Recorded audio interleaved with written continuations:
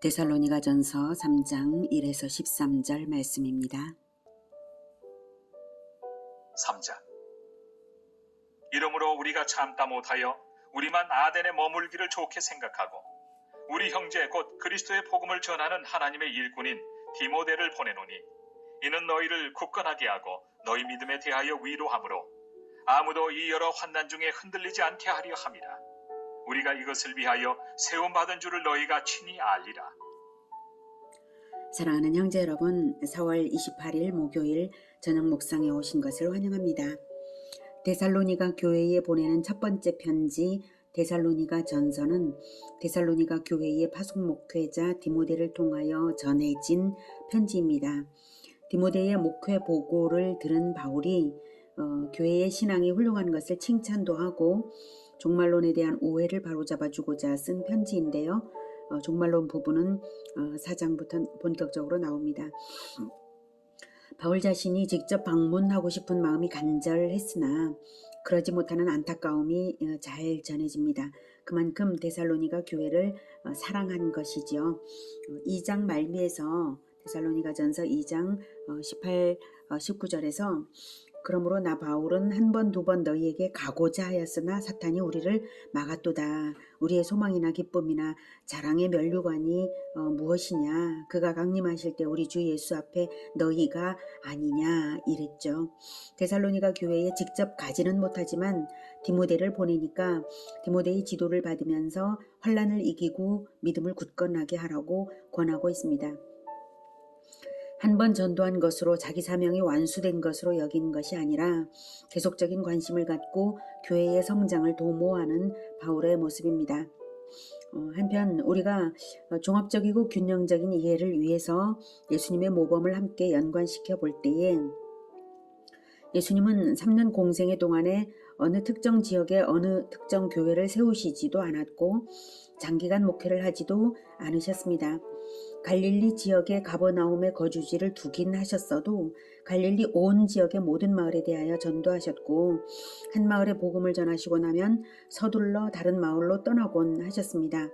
마을 사람들이 아무리 붙잡아도 제자들이 남아서 병자들을 고쳐주시길 권해도 전도하기 위하여 왔으니 다른 마을에도 가야 한다 하면서 떠나곤 하셨습니다. 이런 모습을 볼 때 사도 바울과는 많이 다른 게 아닌가 이런 생각도 한편 들죠. 그러면 예수님의 일관된 목회의 대상은 없었던 것일까요? 네, 있습니다. 바로 12제자들입니다. 예수님은 두루두루 편만한 복음을 많이 전하셨던 것이고요. 12제자들은 끼고 다니면서 목회하신 것입니다. 12제자뿐만 아니라 좀 넓게는 70명의 전도자들이 있죠. 12제자들은 헌신되어서 밀착 동행으로 일상적인 제자 교육을 받은 것이고요. 70명도 그 버금가는 수준의 제자 교육을 받은 것 같습니다. 그랬기에 둘씩 짝을 지어서 전도 훈련을 보내기도 하셨던 것이죠. 그리고 더 넓게는 120명의 지도자들로 확장이 되고요. 또 더 넓게는 500명의 부활의 증인들로 확장이 됩니다.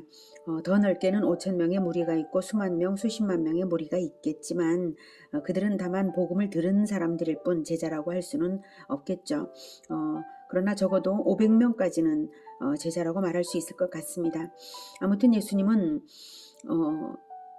교회의 특정 지역을 특정하지도 않았고 교회를 특정하지도 않았지만 분명히 목회를 하셨고요.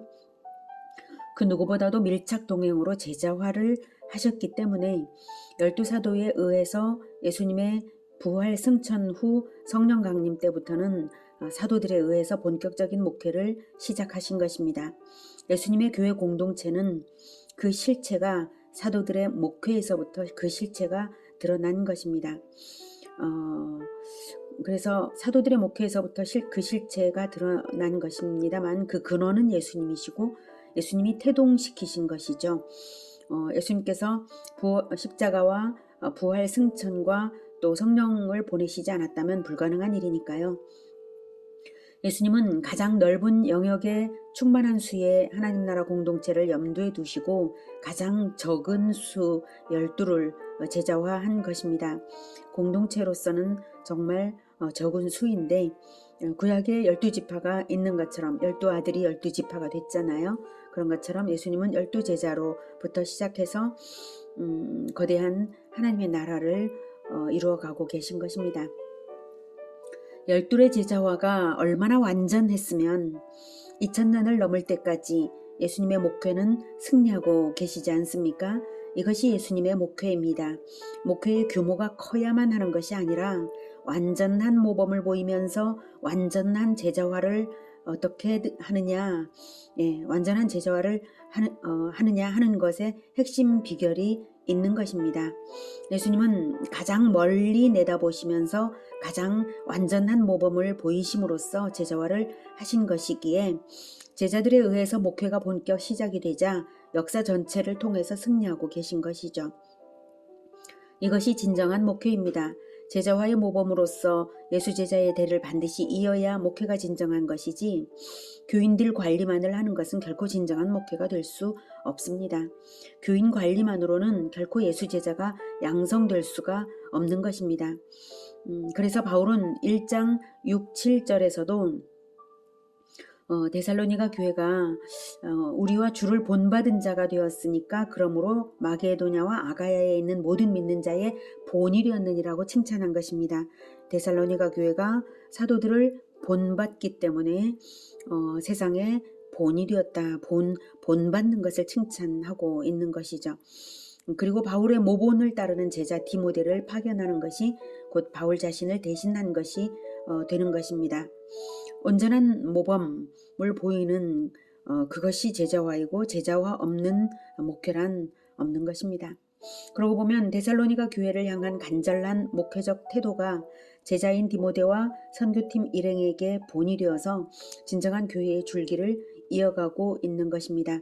데살로니가 교회를 개척할 때에 사례비도 안 받고 자기들 손으로 손수일하면서 자비량 선교를 하는데 그런 바울과 함께 동행 동역한 제자들이야말로 또한 흔들림 없는 제자의 대를 이어가는 진정한 예수 제자였습니다. 그래서 바울은 디모데를 데살로니가 교회에 보내면서 교회가 환난 중에 흔들림 없게 하기 위해 하나님으로부터 세움받은 자가 바로 디모데다라고 하는 뜻으로 디모데에 대한 신뢰를 일으키고 있습니다. 4절 우리가 너희와 함께 있을 때 장차 받을 환난을 너희에게 미리 말하였는데 과연 그렇게 된 것을 너희가 아느니라. 이러므로 나도 참다 못하여 너희 믿음을 알기 위하여 그를 보내었노니 이는 혹 시험하는 자가 너희를 시험하여 우리 수고를 헛되게 할까 함이니. 네, 전에 데살로니가 교회에 있을 때 장차 받을 환란을 예언한 바가 있었는데요.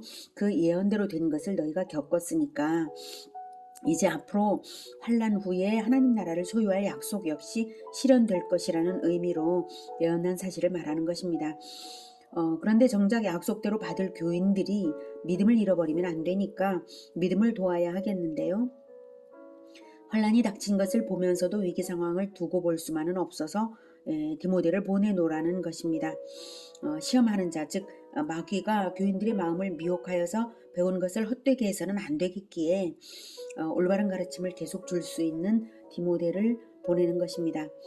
또한 디모데가 데살로니가 교회를 담당해서 지도하던 중에 목회 보고를 한 것이 있기에 그 응답으로서 이 편지와 디모데 파송을 다시 하는 것입니다. 6절 지금은 디모데가 너희에게로부터 와서 너희 믿음과 사랑의 기쁜 소식을 우리에게 전하고 또 너희가 항상 우리를 잘 생각하여 우리가 너희를 간절히 보고자 함과 같이 너희도 우리를 간절히 보고자 한다 하니 이러므로 형제들아 우리가 모든 궁핍과 환난 가운데서 너희 믿음으로 말미암아 너희에게 위로를 받았노라.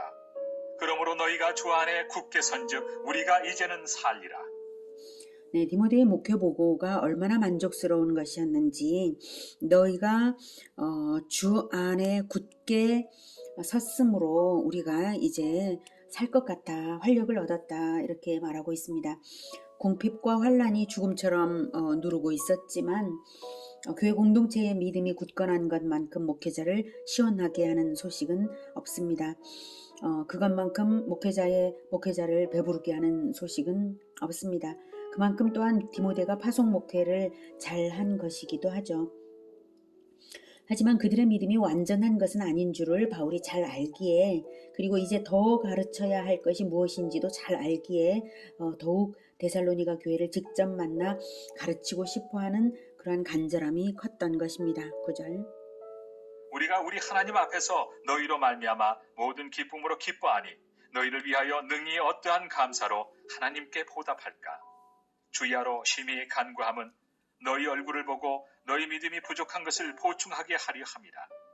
하나님 우리 아버지와 우리 주 예수는 우리 길을 너희에게로 갈 수 있게 하시오며, 또 주께서 우리가 너희를 사랑함과 같이 너희도 피차간과 모든 사람에 대한 사랑이 더욱 많아 넘치게 하사 너희 마음을 굳건하게 하시고, 우리 주 예수께서 그의 모든 성도와 함께 강림하실 때 하나님 우리 아버지 앞에서 거룩함에 흠이 없게 하시기를 원하노라.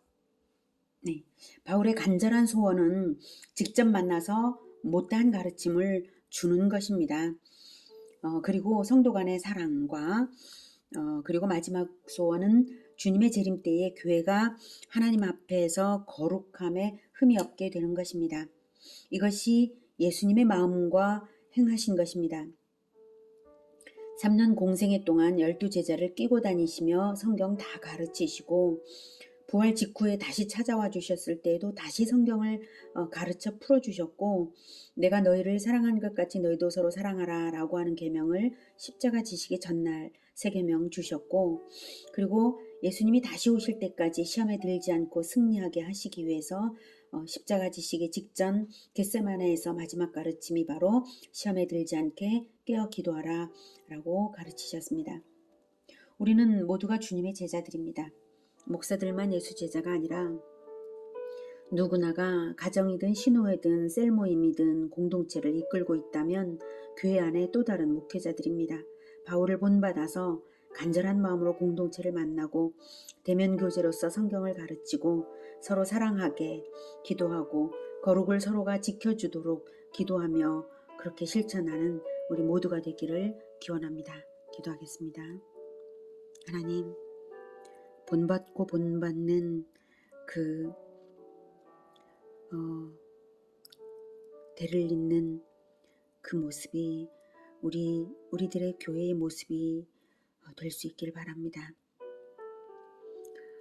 사람을 관리하는 것이 아니라 진정으로 모범을 보이고, 그리고 사랑으로 그 모범을 따르고 스승의 가르침을 받아 충성스러운 제자가 되고 또 제자화를 하는 그런 교회 공동체가 될 수 있게 하여 주시옵소서. 목사들만 따로 하는 것이 아니라 모든 성도들이 다 그 제자화의 계보의 대를 이어갈 수 있게 주님 도와주시옵소서. 그래서 진정으로 가르침이 이어지고 또 사랑이 굳건하고 풍성하며 기도하며 거룩을 위하여 서로 기도하며 지켜주는 그런 우리 모두가 되게 도와주시옵소서. 예수님의 이름으로 기도드립니다. 아멘. 이어지는 시간은 개인 기도 시간입니다.